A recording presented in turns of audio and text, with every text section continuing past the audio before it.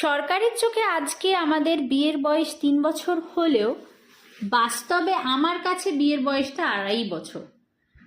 কারণ একসাথে না থাকলে কাউকেই চেনা যায় না, তাই বাকি 6 মাসটা দুধ ভাত।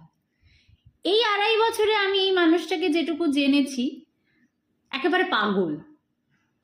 যাই হোক, এই মানুষটা আমাকে গত 2.5 বছরে চেষ্টা করে আমাকে কি করে মেন্টালি স্ট্রং করা যায়, বাইরে থেকে কেউ কোনো খারাপ কথা বললে সেটার বিরুদ্ধে কি করে লড়তে হয় বা সেটাকে কি করে প্রোটেস্ট করতে হয় সেটা শেখায়। আর আমি এই মানুষটাকে প্রতিনিয়ত শেখাই বাংলা ভাষাকে কি করে পড়তে হয়, কি করে বলতে হয়। আর আমি এই মানুষটাকে প্রতিনিয়ত শেখাই কি করে সংসারী হওয়া যায়।